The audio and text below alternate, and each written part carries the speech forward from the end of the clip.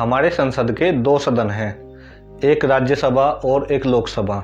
राज्यसभा को संसद का उच्च सदन कहा जाता है। राज्यसभा पर हमने एक अलग से वीडियो बना रखा है, इसमें आपको राज्यसभा की कंप्लीट इन्फॉर्मेशन मिल जाएगी। वीडियो का लिंक डिस्क्रिप्शन में मिल जाएगा। आज हम बात कर रहे हैं लोकसभा की। लोकसभा को संसद का निम्न सदन कहा जाता है। इसके सदस्यों का निर्वाचन जनता द्वारा प्रत्यक्ष रूप से होता है।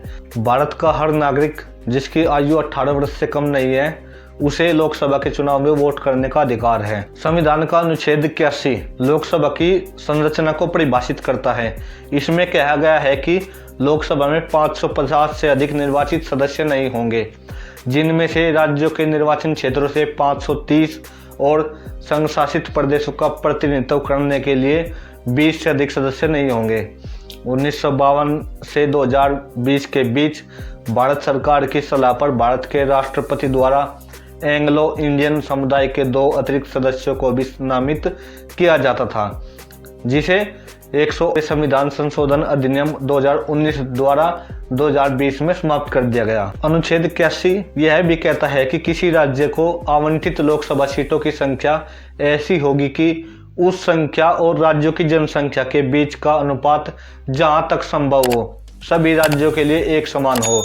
हालांकि यह तर्क उन छोटे राज्यों पर लागू नहीं होता जिनकी आबादी 60 लाख से अधिक नहीं है। इसलिए कम से कम एक सीट हर राज्य को आवंटित की जाती है, भले ही उस राज्य की जनसंख्या सीट अनुपात उस सीट के लिए योग्य होने के लिए पर्याप्त नहीं है।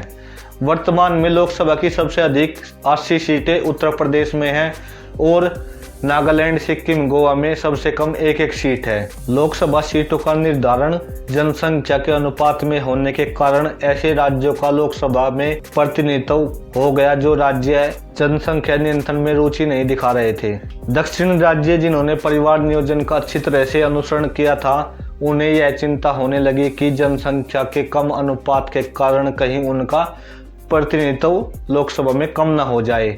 इन आशंकाओं को दूर करने के लिए आपातकालीन शासन के दौरान संविधान में संशोधन किया गया, जिसने वर्ष 2000 तक परिसीमन को स्थगित कर दिया और यह प्रावधान किया कि जनसंख्या शब्द का अर्थ वर्ष 2000 तक 1971 की जनसंख्या को माना जाएगा।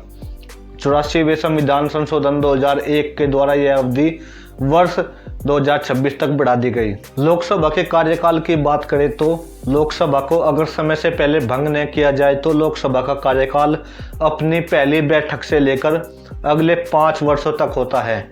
इसके बाद यह स्वतः ही भंग हो जाती है।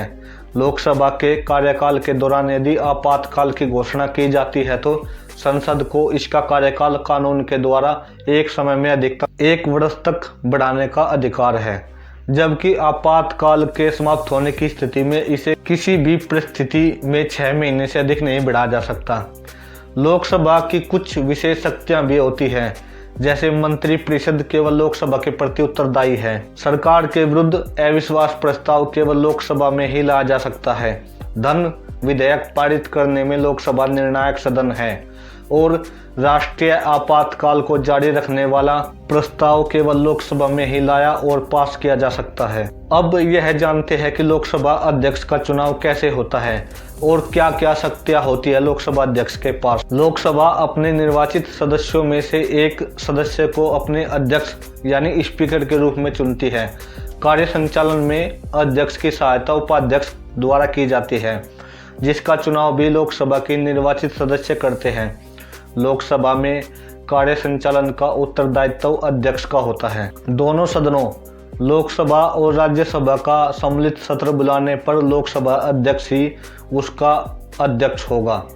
उसकी अनुपस्थिति होने पर लोकसभा का उपाध्यक्ष तथा उसके भी न होने पर राज्यसभा का उपसभापति अथवा सत्र द्वारा नामांकित कोई भी सदस्य उस सत्र का अध्यक्ष हो सकता है। सभी संसदीय समितियां लोकसभा अध्यक्ष की अधीनता में कार्य करती है। उसके किसी भी समिति का सदस्य चुने जाने पर वह उसका पदेन अध्यक्ष होता है। लोकसभा के विघटन होने पर भी स्पीकर पद पर कार्य करता रहता है। नवीन लोकसभा चुने जाने पर वह अपना पद छोड़ देता है। अब जान लेते हैं लोकसभा के सत्र यानी सीजन के बारे में। संविधान के अनुच्छेद 85 के अनुसार संसद सदैव इस तरह से आयोजित होती रहेगी कि संसद के 2 सत्रों के बीच में 6 महीने से अधिक अंतर न हो।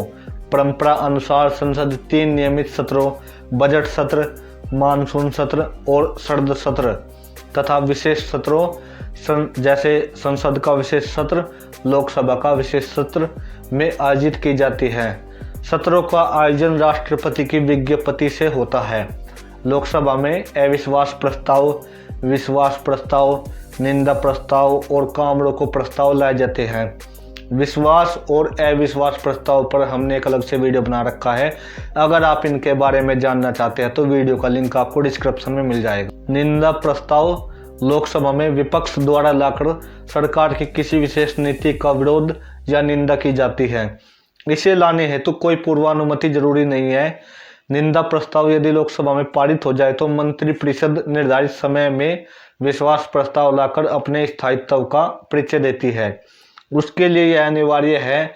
और काम रोको प्रस्ताव भी लोकसभा में विपक्ष द्वारा लाया जाता है।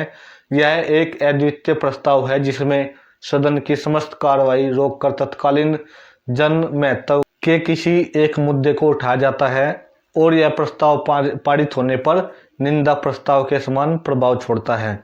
कैसी लगी आपको ये वीडियो कमेंट बॉक्स में लिखकर जरूर बताएं। अगर वीडियो अच्छा लगा हो तो वीडियो को लाइक करें।